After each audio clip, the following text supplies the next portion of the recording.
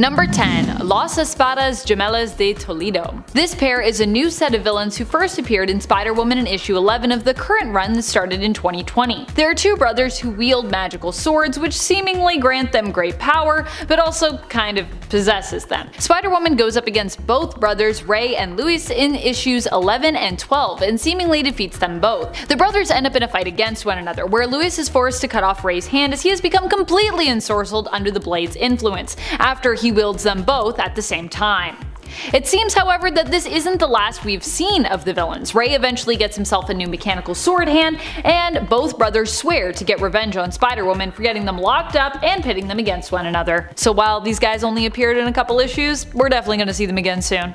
And friends, before we move on to this next spot, if you are loving this list and you want more lists like it where we talk about all of the cool Spidey things, be sure to let us know by giving this video a thumbs up. Number 9. Trapster. Trapster is one of the members of the all-female Sinister 6 group, Sinister 7 group I guess now, to appear in the Sinister War 4-issue limited series. She is a member of the Sinister Syndicate, which is the name for the all-female team and is led by the Beetle. We don't yet know Trapster's true identity, all we know is that she claims to be the new Trapster and that yes, she spells her version of the supervillain codename without the E, seemingly appearing as the new, younger, and hipper version of the villain. I don't actually know if Trapster is ever a villain who could be made cool, but it seems like this version is at least trying to do that, reclaiming the title and the use of the paste gun with some pride, which you gotta give her points for. Trapster first appeared in the 2017 Free Comic Book Day Secret Empire issue. Number 8. Seiya Ishi. Seiya Ishi is like the new arch nemesis of Silk, who recently made her debut appearance in Silk's newest series starting in 2021. Seiya made her first appearance in issue 1 of the series and is the tech and business savvy daughter of Matsuko Ishii, founder of tech company giant Fujinet, and Silvermane, supervillain and crime lord of New York. Seiya has set out to outdo both of her parents, becoming the new head of Fujinet and also aiming to become an even greater crime lord than her father, or crime lady I guess. In the Silk series she plays antagonist to Cindy Moon and allies herself for a time with the Japanese cat demon Kasha. Number 7. Earth 2319. Appearing in the New Avengers Volume 3 number 14 in 2014, Earth 2319 is one of the Earths that dealt with the incursions. This Earth had gone through a 4th age of apocalypse, which resulted in the collapse of the Phoenix Eggs, which in turn led to Magneto forming the floating twin cities of Tian, where mutants would be safe. The floating cities ended up being the point of an incursion witnessed by the 616 Mr. Fantastic. An Illuminati team was formed on the Earth that consisted of Mr. Fantastic, Dr. Doom, Black Panther, Yellow Jacket, both Captain Britons, Betsy Braddock and Brian Braddock, Iron Man, and Emma Frost. It was basically used as an example of what the Sidera Maris, which are an army of robots created by the mapmakers, could do after they invaded from the incursing Earth, resulting in the eventual destruction of Earth 2319. Number 6. Darkhold Universes. Earth 21129, Earth 42222, Earth 52433, Earth 64211, and Earth 37640. Now, this one point is actually going to cover multiple different alternate Earths in one, because they are all part of the same event. The Darkhold is basically a codex written on flesh by the elder god Chthon of all his evil works and spells. There is a stone transcription and a series of scrolls that act as the same thing. But when the true Darkhold was found by Victorious and Dr. Doom, it opened a pathway between the other world and our world, and awoke Chthon in preparation for the coming conflict and to temper them with madness, which is just the dumbest idea I've ever heard of.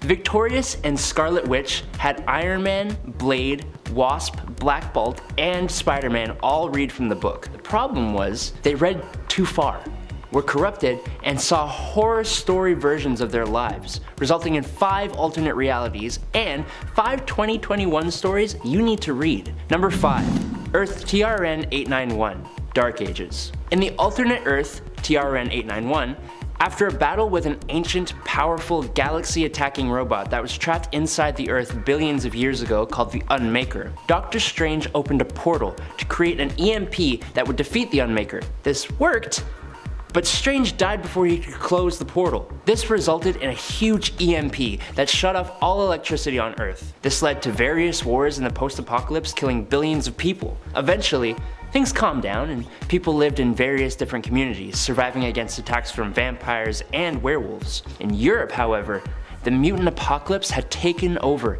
and using brainwashed geniuses from around the world began attempting to reawaken the Unmaker for his own villainous deeds. Number 4. Bloodline. In the J.J. and Henry Abrams written storyline from 2019, Mary Jane Watson is killed by a villain known as Cadaverous, after Spider-Man is swarmed and beaten pretty badly by his minions. 12 years later, the story has a one-armed version of Peter Parker, who is now the honestly pretty bad single father of Ben Parker, Peter and Mary Jane's son. After Cadaverous returns out of hiding and kidnaps Peter to use his blood for his evil plans, it is up to the new Spider-Man, Ben Parker, with the help of his friend Faye Ito, and old Tony Stark and Riri Williams, to fight Cadaverous and his minions, which includes a cyber-zombified team of Avengers. Look guys, in this reality, YouTube has this algorithm thing, right? And when you like and subscribe to us, it signals to the YouTube overlords that we are worthy of being seen by all you lovely people and new people, helping us grow and continue to pump out videos like this one. So I just want to say thanks for doing that for us. We appreciate every like and subscribe you drop. Okay. On to the top 3. Number 3. Octavia Vermis. Within the Spider-Verse, there are of course many different heroes and many different villains. Octavia Vermis was one such villain introduced to us in the newest Spider-Woman series in issue number 2, as a new arch-nemesis for Jessica Drew's Spider-Woman. And although her evil plots were seemingly thwarted in the end, you can likely expect that Octavia will return in the future. She was introduced as the daughter of Otto Vermis, a Hydra commander who Spider-Woman herself killed years ago. Octavia, however, is not looking for revenge for her long-deceased father, however. Instead, she's looking to make herself stronger, make the perfect progeny, and have Spider-Woman kind of rule by her side over an epic criminal empire. Fortunately, Jess has other plans for Octavia, but while Octavia might be defeated for now, you can bet this new badass villain will be back, and whenever she does return, I'm honestly gonna be pretty scared for Jess, cause Octavia was pretty crazy. And probably still will be whenever she returns, and is not a dinosaur anymore. A dino person. Number 2. Kindred. Kindred is both a new villain and an old friend of Spider-Man's. For quite a while in the comics, Kindred's identity remained unknown, and many fans pondered just who Kindred really was, as the villain claimed it had emotional ties to both Peter Parker and Norman Osborn. Kindred first appeared in 2018 in the first issue of the current Amazing Spider-Man series, which of course started off in that same year, and as of the time of this recording is still ongoing. Years later, we would learn that Kindred was apparently none other than Harry Osborn, returned from the dead and now part demon, part tortured soul. However, it also seems that there might be more to Kindred than meets the eye, and perhaps the villain is not only Harry alone, but could have even more identities that have yet to be revealed. If he truly is Harry Osborn, who knows? Number 1. Venom. Dylan Brock is the son of Eddie Brock and Anne Wang, Eddie's deceased ex-wife, and is now a huge player when it comes to the world of Spider-Man and Venom, and just the Marvel Universe in general. Dylan initially seemed to have a powerful influence over symbiotes, but lost these powers following the defeat of Null in the King in Black event. However, he recently has taken up his father's mantle, becoming the new Venom in the comics, after his father Eddie basically retired from vigilante life to take Null's place, becoming the god of symbiotes. And if you're wondering if Eddie's cool with it, apparently Eddie is cool with it, so it's all good. Venom had to bond with Dylan to save his life, and so now we got a new Venom. I'm into it. Starting off at number 10, we have Forget Me Not. I wanted to start this list off really small, with a character y'all may not know. Mainly because almost no one knows him because that's his power. Appearing in 2014, Forget Me Not had actually been a member of the X-Men for several years before this, but thanks to his abilities, no one can remember him. Forget Me Not's abilities make it so that he is imperceptible in all forms, basically. The power is so good that even Charles Xavier himself had to place a psychic reminder on himself so that he would remember Forget Me Not's existence. Clearly that means some of the most powerful telepaths have difficulty discovering him, let alone remembering him. His power is to be forgotten, but the unique ways this power could be used, and the uniqueness of this power in general, will keep him in my mind. Number 9, we got Iboy. Why is a guy named Iboy on a list of strongest members of the X-Men? I see you, like many of the other mutants, are very judgmental. Trevor Hawkins' body is covered in eyes, 57 to be exact, which give him an array of powers that honestly you kinda may expect. Microscopic, telescopic, X-ray, night, infrared, and thermal vision are all a part of his power list. But he can also detect chemicals, is an excellent marksman, and is skilled in nonverbal communication. He can almost read other people's minds by reading their behaviors and body language. He is an incredible tracker. He can predict attacks and can read people's histories just by looking at them. He can pinpoint weak spots in machines and people, is able to see electronic wavelengths and microwaves, is able to see past illusions and disguises as well as magic waves. He makes an amazing detective, in short. On top of all that, he can even pass what he sees onto others, but he has to be physically close enough for it to work. But to top it all off, the craziest and most unexpected power he possesses recently is solar blasts. We don't know how just yet, but Trevor can emit intense bursts of bright yellow energy and focused beams of extrastellar force that cause sunburns and radiation poisoning. Coming in at number 8, it's Gwenpool. I think Gwenpool has one of the strangest powers. That would be the power of medium interaction, which is because she comes from a reality very much like ours, as in superheroes are fictional people in comic books. So, when Gwen was transported to a pocket universe that recreated her home reality, Gwen's perception of the fictional world allowed her to gain the ability to recognize and manipulate the artistic medium that she was now in. She can see and physically interact with lettering and caption boxes, and touch and even break through panel gutters, allowing her to transport objects short distances through space and time by moving them across panels, and she interacts with different instances of herself from multiple panels on the same page. Now, I don't know if you've realized this, but this kind of means Gwendolyn Poole can kind of warp reality in a way. She kind of becomes one of the most crazily powerful characters in comics, at least potentially. She first showed up in Howard the Duck Volume 6 number 1 in November of 2015, and she has actually teamed up with many different characters and teams, including being a member of the X-Men on and off again. Number 7, Electro. No, not that Electro, not Max Dillon. Instead, we are talking about his accomplice turned supervillain herself, Francine Fry. Francine was obsessed with supervillains and ended up becoming the partner in crime and potential partner in romance of Max's. Back when Max's powers were on the fritz and extremely unpredictable, she kissed him and as a result was electrified, seemingly to death. However, the Jackal would bring her back as a clone. When the attempt was made to restore Max's at the time currently lost powers, something went awry with the procedure and instead it was Francine who ended up superpowered. With her new powers, she herself also became known as Electro. Francine made her first appearance in the 2014 Amazing Spider-Man series in issue number 2. Number 6, Hyperion. While Hyperion has existed for a long time as a member of the Squadron Supreme, we just recently got a seemingly alternate version of him who showed up in Heroes Reborn, which was intended to greatly affect the future of Marvel's main continuity. This alternate version of Mark Milton is currently designated to the reality given the temporary, non-official number of 852. In this reality, Marcus was not just one of the Earth's primary superheroes and leader of the Squadron Supreme, but also found a friend in non-powered Daily Bugle photographer Peter Parker, who appeared similar to DC's character Jimmy Olsen, Superman's pal. Although as we saw from Peter's perspective, he didn't quite feel the same way about his relationship with superhero Hyperion. He was like, Hyperion's a jerk, and Hyperion was like, he's my best buddy. Oh dear.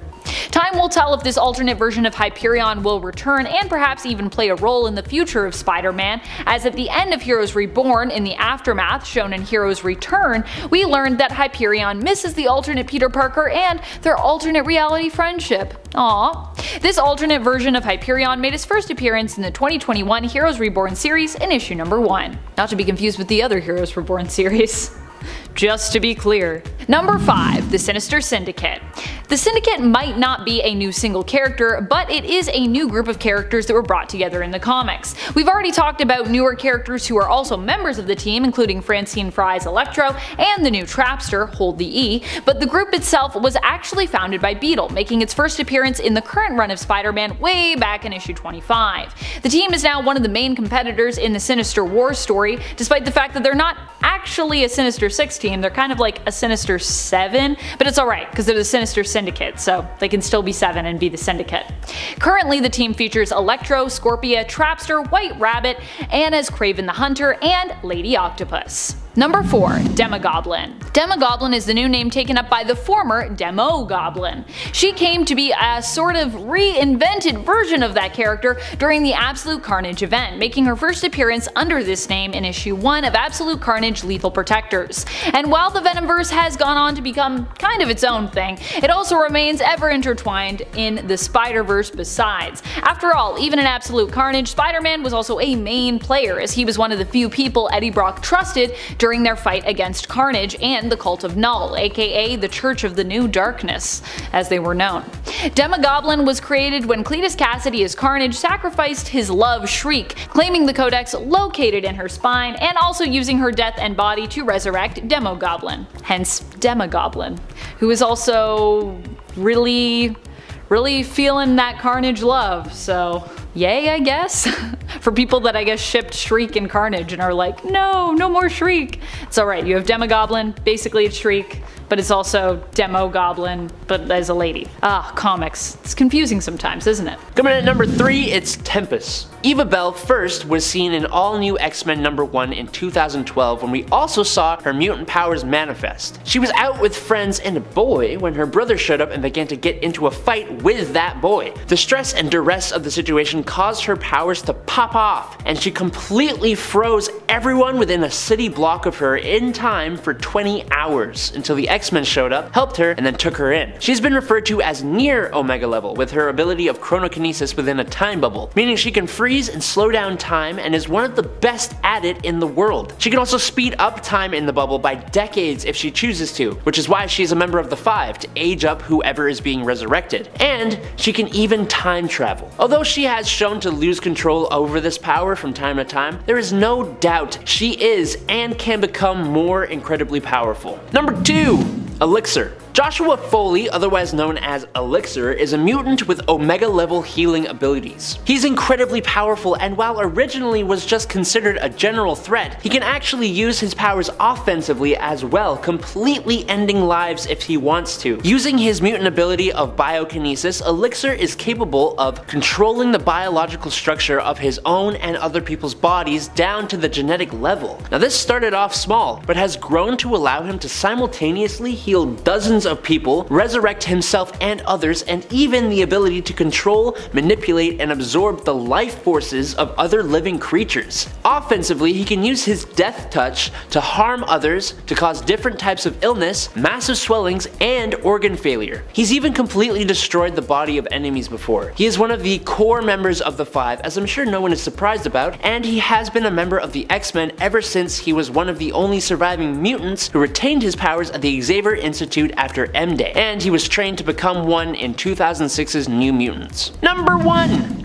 Hope Summers. Hope Summers was the first mutant born after the events of M-Day, the mutant decimation, or the day that Scarlet Witch cast No More Mutants. She was then taken into the far future and raised by Cable, being carried around in the coolest baby Bjorn you'll ever see. Not too long after, she returned to the present and her mutant powers finally activated. Her power is basically that of Omega level power manipulation. She can manipulate the powers of other mutants nearby to her, even mimicking their powers, but at full capacity and with complete control over those powers. And she can even take on multiple powers at once, but it is pretty tiring for her to do that. A large part of her role in the Krakoan society is as the leader of the Five, who use their abilities to resurrect the mutants of Krakoa. Her role on the Five specifically is both to boost their powers to their full potential and help them work in synergy with each other perfectly. She also helped terraform Mars alongside Vulcan and Proteus, giving them enough power to actually do it. She is such a cool character, and she first appeared back in X-Men Volume 2 number 205 in 2008, but was a child for much of that until she came of age and joined X-Force and the X-Men. Number 10. Miss Marvel.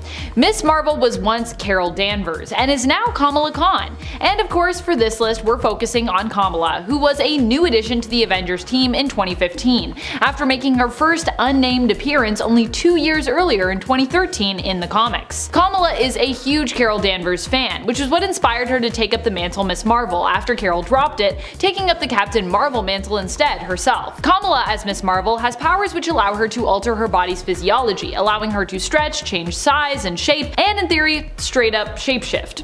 Her powers come from Inhuman heritage, which was activated by her exposure to the Terrigen bomb. Kamala joined the team for a time during all new, all different Avengers, and remains a fan favorite hero at Marvel Comics. And to clarify before we move on to point 9, this is going to be a list of Avengers that have recently come onto the team as opposed to new Avengers, which is kind of its own thing. There's a lot of new Avengers, so I just want to clarify that. Number 9. Wasp. Not the same Wasp who years ago was actually the leader of the Avengers for a while. Nuh-uh, we are not talking about Janet Van Dyne here, we are talking about Nadia Van Dyne, who despite her seemingly misleading name is actually the daughter of Hank Pym and his first wife, Maria Travoia. After her mother Maria was kidnapped and later killed, Nadia ended up being raised in the Red Room, considered a valuable asset due to her natural aptitude for science and academia, believed to be somewhat in part due to the fact that she was Hank's naturally born daughter. Nadia would eventually escape the Red Room and attempt to locate her father in the US, only to find out that he had recently died during a fight against Ultron.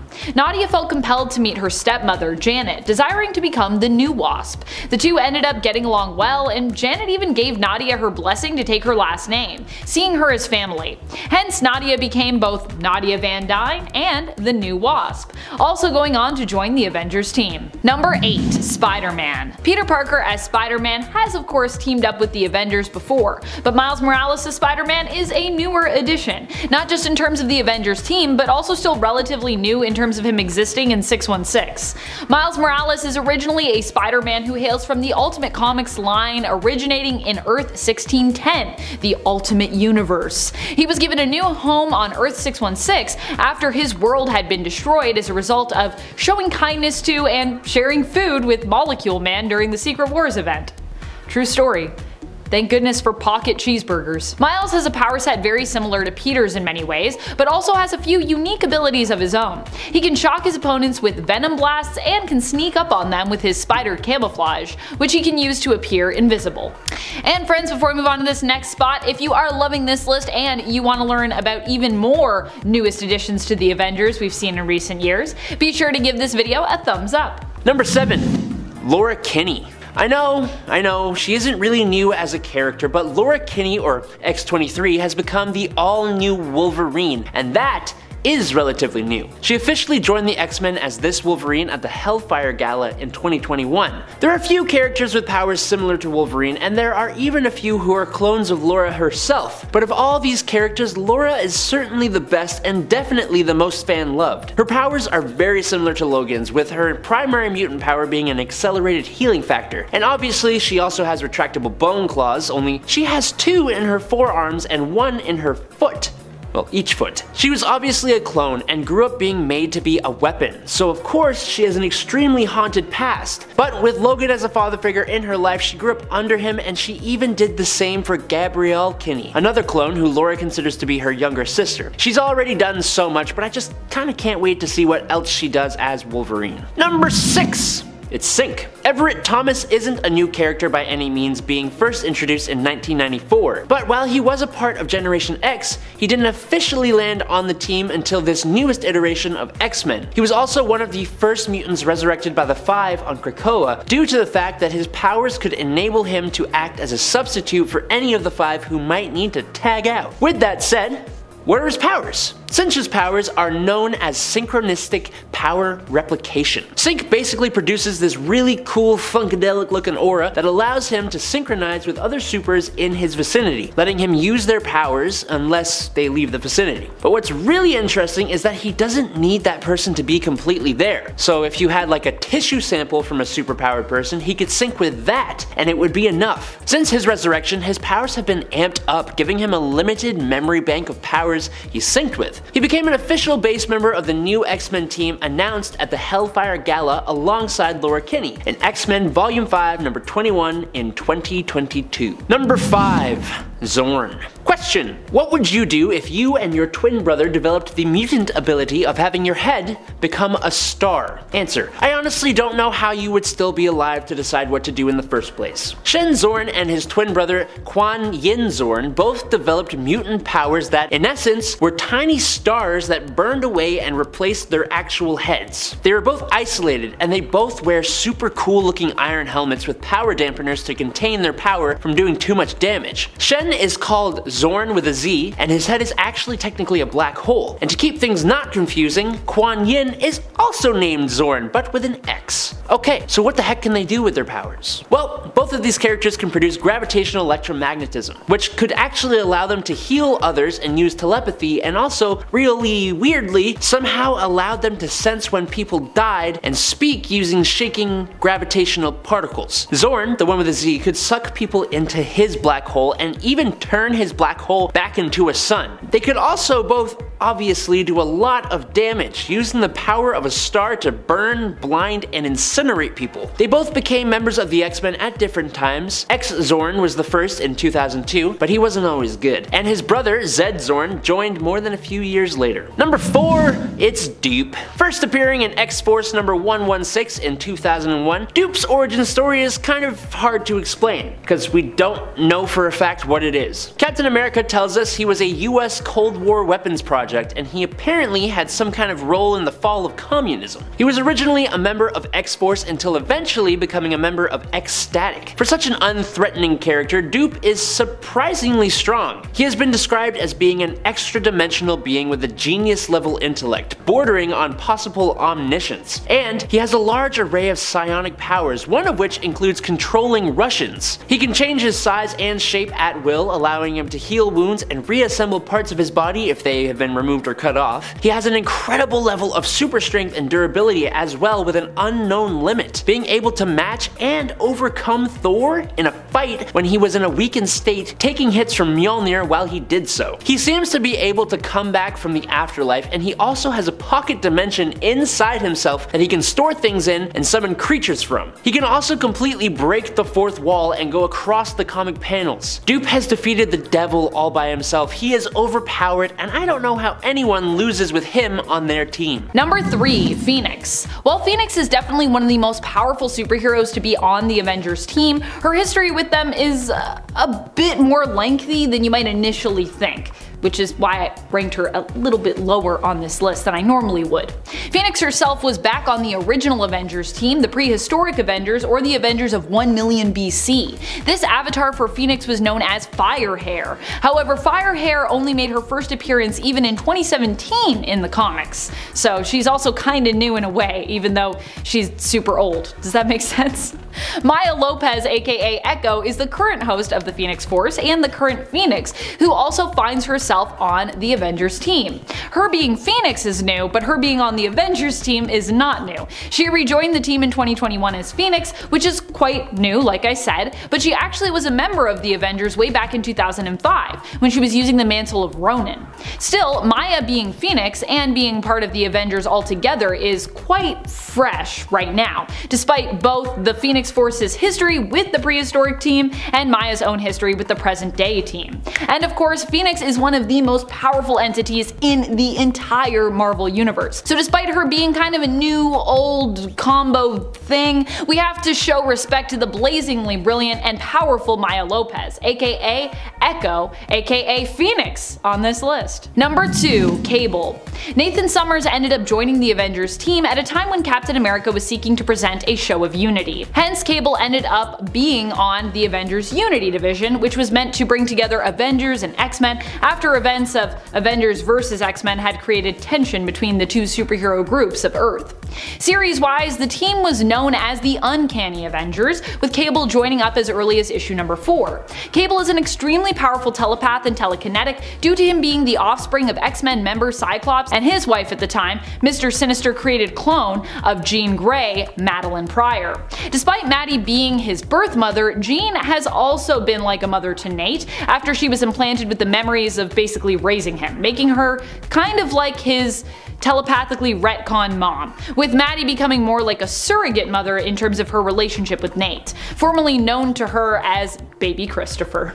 Oh baby Christopher. Number 1. Avenger Prime. Avenger Prime is kinda like all of the Avengers merged together. At least, that's what the original version of this character was like. They made their first appearance in the 2013 Mighty Avengers series, but another character with that name also recently reappeared in the 2021 free comic book day Avengers and Hulk comic. They showed up in the Avengers portion of that double feature story comic. Here, Avengers Prime is the leader of the Deathlock Avengers forces, who basically stands guard at the God Quarry, seeking to watch, protect, and warn against major multiversal threats and potential chronal collapses. Presumably, this is some version of Avenger Prime that decided to stay omnipotent and bonded together. At least that's what I'm assuming. Some people are assuming different things.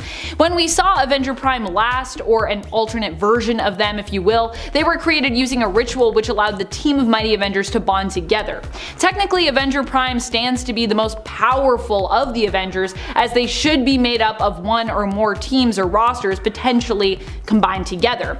Now, of course, some people believe that Avenger Prime is actually some sort of alternate version or some future version of Tony Stark, aka Iron Man, but we don't really know for sure yet. Whoever they are though, they definitely seem to have a lot of time, a lot of power, and a lot of resources on their hands, especially for being a shadowy figure. Number 10. LOreal. Not to be confused with L'Oreal, which is a brand.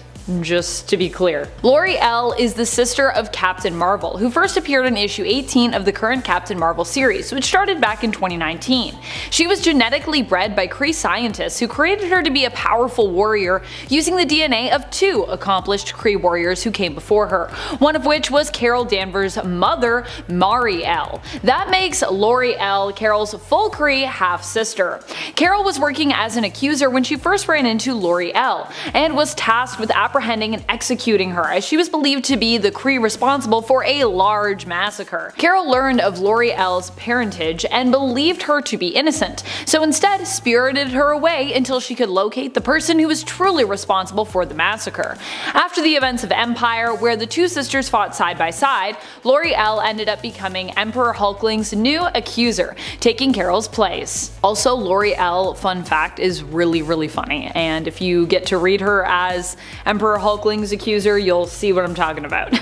Number 9. Katie Chen from the MCU. Katie, or Ruin Chen, is probably one of my favorite new characters in the MCU, if not just my full-on favorite now, I think. Katie is the best friend of Sean and grew up with him, but later learns that her friend Sean has a complicated past that he's been running from for basically years. And in fact, Sean's given name was never actually Sean, but instead ShangChi. Katie might not have superpowers, but she comes with a can-do attitude no matter the odds. We also learned that despite the fact that Katie works as a valet alongside Sean, that she actually graduated from Berkeley, but isn't really doing much with her college degree. Katie loves driving fast and karaoke, a woman after my own heart. Number 8. Werewolf by Night.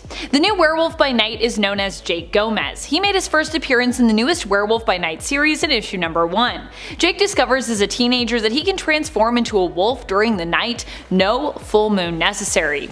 Jake ends up wrestling with his werewolf form, attempting to use it to do some good for his people while struggling to be in full control of himself while transformed. Jake is supported by his sister Molly, who helps him by using music, creating playlists to help soothe him, allowing him to gain more control, and his grandmother.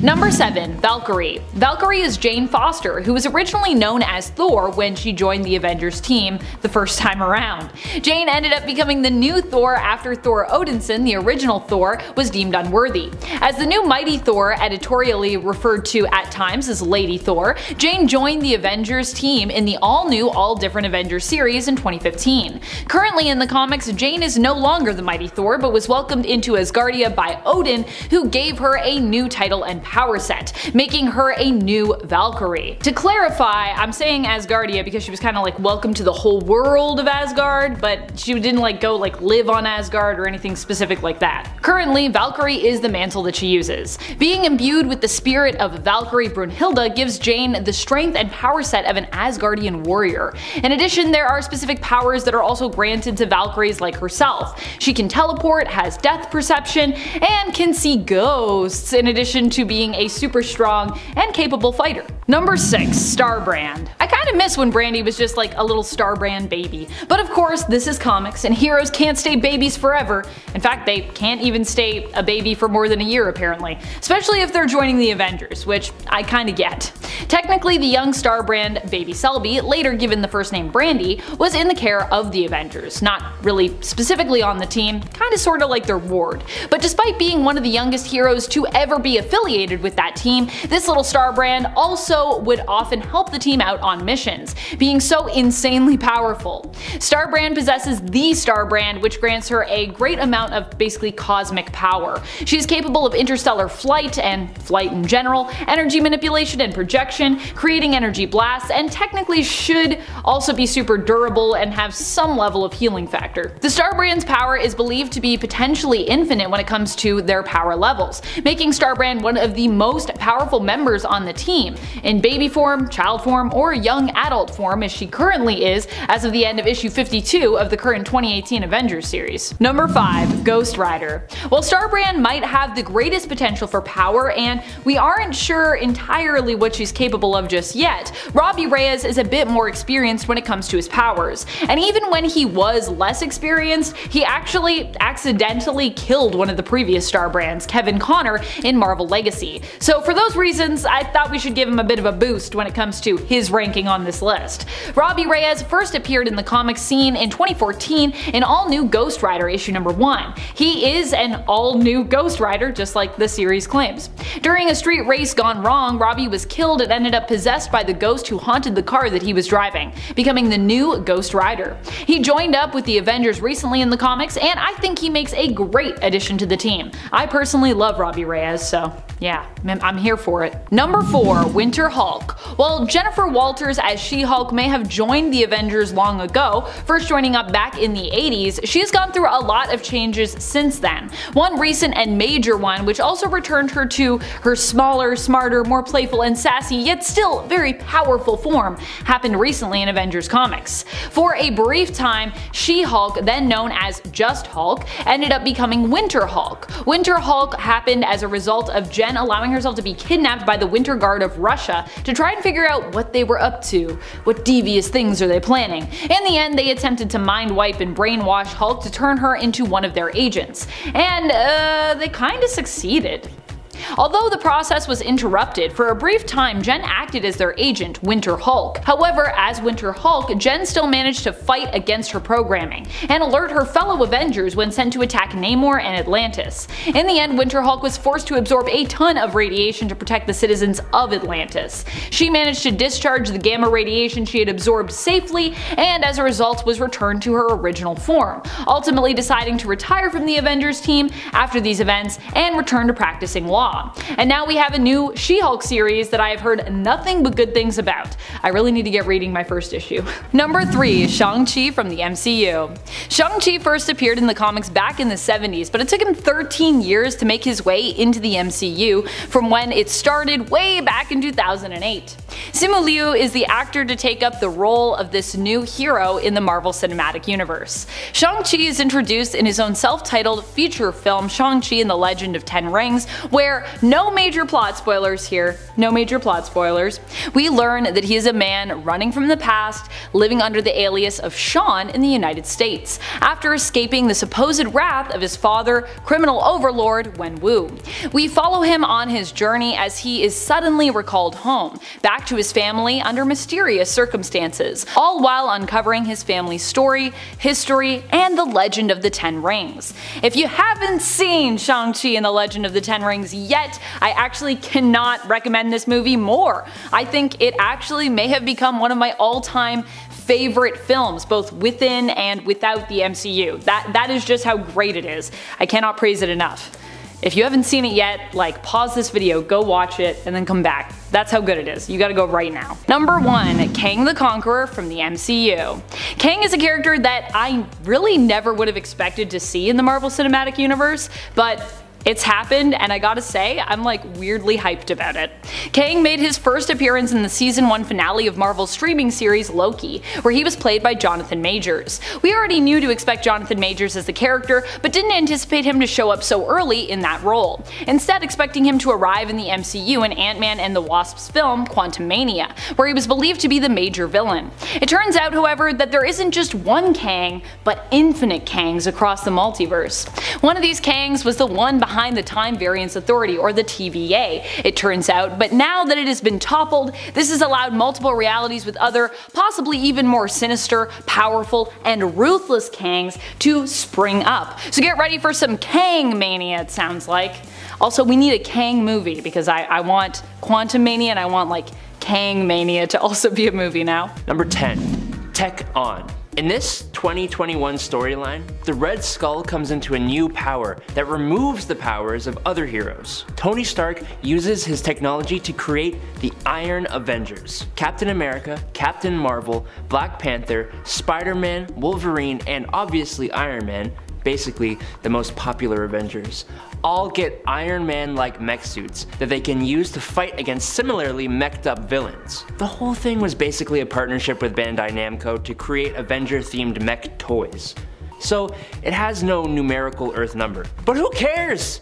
The art is sweet, the idea is original, and the toys are kinda cool. Number 9. Earth 1048. The reality of Earth 1048 is actually the reality seen in the Marvel Spider-Man game that came out on PlayStation, plus its associated comics and novels. Seeing as this game is highly beloved by many Spider-Man fans, including myself, I thought it deserved a mention. The universe first appeared in the Marvel Spider-Man Hostile Takeover novel on August 21st, 2018, which served as a prequel for the events of the game. In case it wasn't clear, this is also the universe featured in Marvel's Spider-Man Miles Morales, and will be the same world in the next entry to the series, Marvel's Spider-Man 2. All the games so far have had fantastic open world versions of Manhattan, some of the best web swinging in a video game so far, tons of alternate reality and original spider suits, and are all really fun. Number 8.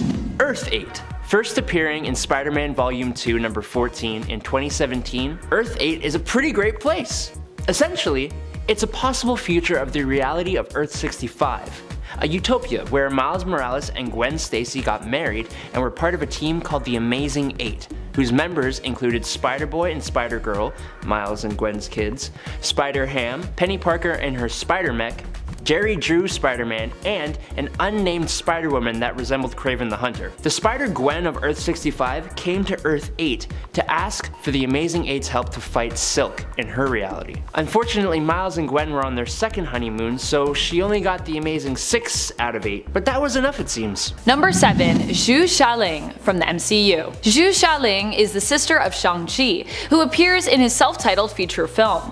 We learned that despite the fact that her father never felt it would be appropriate to train her, at night she would practice in secret, watching his elite soldiers, known as the 10 Rings, during the day, and attempting to teach herself their movements during the night. Like her brother ShangChi, she also became a woman on the run. However, for Xiao Ling, instead of running from her potential destiny, she attempts to seize for herself the role she feels was denied to her growing up. It's likely that the ShangChi film won't be the last that we'll see of this new Marvel Cinematic Universe character, and that she won't necessarily be quite as black and white as some of the other Marvel characters that we've come to know, which I'm so ready for. I love when characters have so much depth. Number 6. Black Winter. Black Winter is going to be a huge big bad that will be coming our way eventually in the comics. Likely much later on, like we're talking a few years away. Black Winter isn't actually a completely new character, but has recently been reinvented in terms of their part as one of the biggest bads ever faced in the comics. Black Winter actually first appeared under the name The Creeping Plague back in the 60s in Thor issue 169. But more recently in 2019, the entity appeared under a new name in Silver Surfer Black issue number 4, becoming known as Black Winter. The entity can take on any shape or form it pleases and is responsible for ending Galactus' home universe. The Black Winter will also likely be the way the current Marvel universe ends. While Thor and Galactus teamed up in the beginning of the current Thor run, Volume 6, Donny Cates' run, to destroy the Black Winter, Thor really only succeeded in temporarily defeating the entity, leaving Thor with visions of a bleak end to come, which includes the return of Thanos. Alright friends, before we move on to this next spot, if you are loving this list and you want to learn about more of the newest characters that we've seen in the last year or two, be sure to let us know by giving this video a thumbs up. There's lots of new characters. There's lots more people I want to talk to you about, so please give it a thumbs up. Share it. Get it the views so I can give you the video. Number 5. Yelena Belova from the MCU. Yelena Belova is like the little sister of Black Widow in the Marvel Cinematic Universe, though to be clear, she isn't blood related to Natasha, or not that we know of anyways. It turns out both Yelena and Natasha were part of a team of undercover Russian operatives and spies who were posing as an all-American family as their cover. They were in the US to gain important scientific intel when they were kids that the head of the Red Room, Dreykov, wanted to ultimately help expand and grow his empire. Yelena was posing as Natasha's little sister when they were undercover. Even after Black Widow became an Avenger and thought that she had actually taken down the Red Room, it was revealed that Yelena actually remained a spy and operative for the secret organization due to the fact that earlier on, Black Widow and Hawkeye had actually failed to complete that mission to destroy the organization in Budapest. Yelena will likely be taking over and becoming a sort of White Widow, if you will, in the MCU. At least that's what I think we're gonna know her as. Working on a team that Contessa Valentina Allegra de la Fontaine is putting together. In the comics, Yelena is a bit of a different character. She is a rival of Black Widow's who is sometimes an ally and sometimes a foe, depending on the circumstances. And as far as I know, she's never worn quite as cool of a vest as her MCU counterpart, though she was a model at one point. That was a thing that happened. Number 4. Genesis. Genesis is a pretty important character who apparently has always existed, but who we never really knew about. Ooh, mysteries. She made her first full appearance in the 2019 run of X-Men back in issue 12. We would learn that she is the wife of Apocalypse, who was long ago lost to her husband, who ended up leaving another mutant island nation known as Arakko. The other half, it turns out, of Krakoa. Genesis is a strong warrior and an all-around badass, basically pretty much exactly what you'd expect Apocalypse's wife to be. She also happens to be a mother, as it turns out that Apocalypse and Genesis together had a whole family of strong, also badass mutant children. Currently, Genesis and Apocalypse are back together and are likely taking a little off-panel vacation, as we haven't really seen them in a little while, so I hope they're enjoying themselves. Hope they're getting a time to reconnect, because they've been apart for so long. Number 2.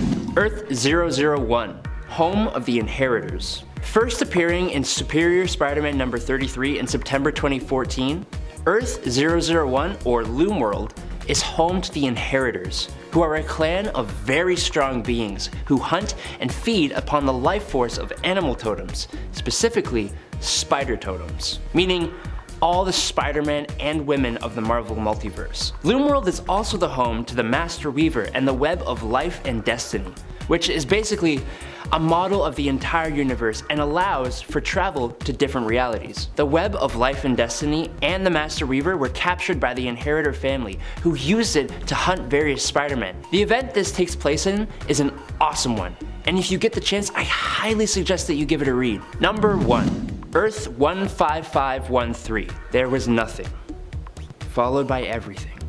Swirling, burning specks of creation that circled life-giving suns. God, Doom, created the light. Then there was Earth. The firmament cooled and he raised up a land, this holy land, the world, and upon it he set his kingdoms. Earth 15513, also known formerly as Battle World, and more recently as Battle Realm, is where God Emperor Doom created his new world, using the power of the Beyonders after the destruction of the multiverse in the 2015 Secret Wars event. After the final battle between God Emperor Doom and Mr. Fantastic, Battleworld was destroyed and became the center of the new multiverse. The remaining reality became Battle Realm, where the Elders of the Universe, the Grand Master and the Collector, held the contest of champions.